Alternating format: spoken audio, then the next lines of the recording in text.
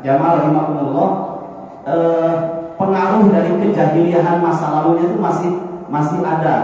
Cuma warna Islamnya karena hatinya sudah tersibuk itu jauh lebih dominan. Makanya Nabi sangat menghargai dua kalimat syahadat yang pernah mereka ucapkan, itu harganya jauh lebih mahal dari sekedar perbuatan dosa dan maksiatnya yang pernah mereka lakukan, selama bukan kekafiran, kemusyrikan dan nifaq akbar yang bisa mengeluarkan dari Islam. Ketika menjelaskan ini, Syekh Mustafa Al-Bubo yang mensyarah kitab Hadis Arba'in An-Nawawi menampilkan sebuah ayat. Mari kita lihat dalam surat Asy-Syams. A'udzubillahi minasyaitonir rajim. Wasyamsi wa duhaha wal qamari idza talaha wan nahari idza jallaha wal laili idza yaghshaha was samaa'i wa ma banaha wal ardi wa ma tahaha wa nafsin wa ma sawwaha. Di dalam Al-Quran itu terbanyak sumpah di awal ayat dalam surat Asy-Syams, tidak ditemukan dalam surat yang lain. 11 sumpah. 11 sumpah Allah berfirman di awal ayatnya. Sedangkan dalam terminologi tafsir, ketika awal ayat diawali dengan waul qasam dan maksud kalimat yang dijadikan sumpahnya diawali dengan waul sumpah, itu menunjukkan yang dijadikan sumpahnya sesuatu yang sangat dibutuhkan dalam kehidupan kemaslahatan manusia, urgent. Tapi yang menarik Pak, kenapa pada sumpah yang ke-10 dan ke-11-nya Allah bersumpahnya dengan jiwa raga kita ini. Wa nafsin wa ma sawwaha, demi jiwa dan apa yang Allah sempurnakan terhadap jiwa itu. Simpelnya Allah bersumpah dengan jiwa raga kita. Ada apa? Lanjutkan ayat itu. Qad aflaha man zakkaha. Nah, ini yuzakkihi wa yu'allimuhumul kitab. Dari zakka yuzakki. Qad aflaha, sungguh benar-benar beruntung siapa? Man, siapa saja orang zakka yang mau mensucikan jiwanya. Wa qad khaba, dan benar-benar sangat merugi siapa? Man, siapa saja? Dassaha, orang yang mau mengotori jiwanya. Nah, disinilah yang disebut dengan faba'i'un nafsahu famu'tikuha wa mubikuha. Qad aflaha man zakkaha, berarti orang yang menjual dirinya kemudian dia mau membebaskan dirinya itu dengan mensucikan jiwanya. Wa qad khaba man dassaha, inilah mubikuha, orang yang mau mengotori, membinasakan dirinya. Jadi kembali kepada diri kita sendiri, apakah kita ini mau mensucikan diri atau mau mengotori dirinya? Nah, satu ketika Khalifah Harun Ar-Rasyid ini dalam sebagian hidupnya ketika mengemban amanat, jangan disamakan dengan kondisi sekarang. Itu jauhnya bainas sama'i wa sumber minyak, tidak bisa sama. Meskipun dalam cocokologi nggak bisa sama. Dulu teritorialnya jelas, hukum yang berlaku hukum Islam, Al-Quran dan As-Sunnah di masyarakatnya, namanya juga khalifah yang diangkat. Salah satu di antara rentesan sejarah itu namanya Khalifah Harun Ar-Rasyid. Dalam sebagian hidupnya itu termasuk dari innallaha la yu'ayyidu hadzal din birrajulil fajir. Sungguh Allah Subhanahu wa taala akan menguatkan agama ini dengan hadirnya orang yang fajir. Istilah fajir itu pemimpin yang muslim tapi memiliki dosa-dosa besar, kefasikan secara pribadinya. Ya. Contoh begini Pak, kepada seluruh rakyatnya haram judi, haram mabuk, haram musik diri. Allah Akbar. Catur kalau duitan gitu ya. Nah, itu haram semuanya, nggak boleh. Tapi dirinya sendiri ketika di istana kerajaan, istana kekhilafahannya itu dengan beberapa stafnya kadang catur, kadang juga ceki, judi, begitu. Ini namanya imamun fasik, ya, seorang khalifah yang fasik.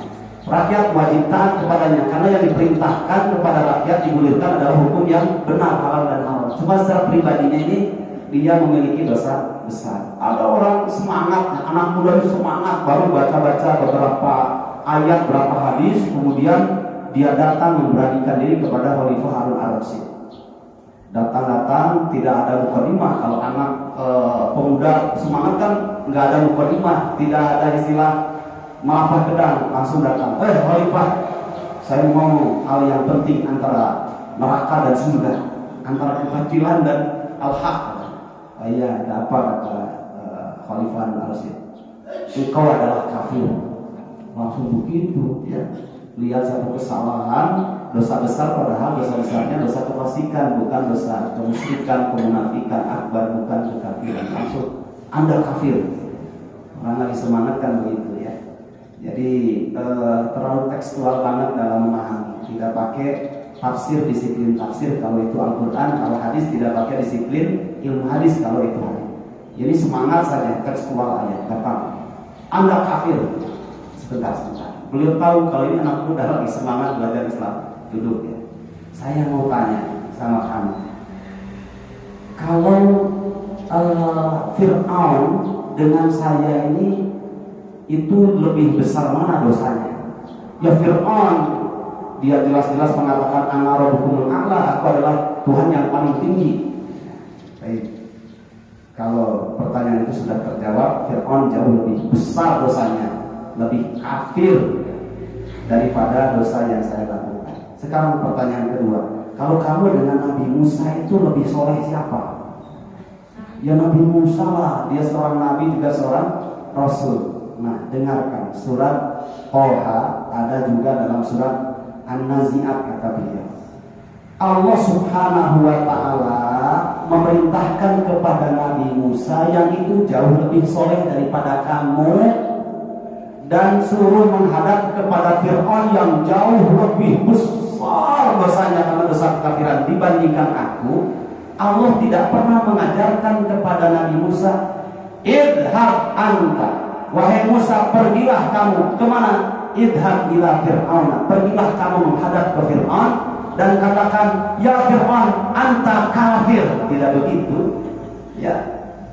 Tapi Allah perintahkan, idhab ila Fir'aun innahu tagha faqul hal laka ila an tazakka. Coba ya.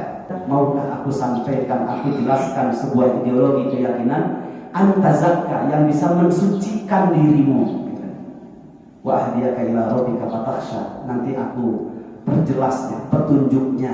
Yang petunjuk itu akan menjadikan kamu tunduk kepada Tuhanmu yang sesungguhnya, Allah Subhanahu wa ta'ala. Tapi ternyata karena memang takdirnya buruk si Fir'aun ini, dia memilih jalan yang lain, jalan yang sesat, jalan yang keliru. Nah, jamaah rahimakumullah.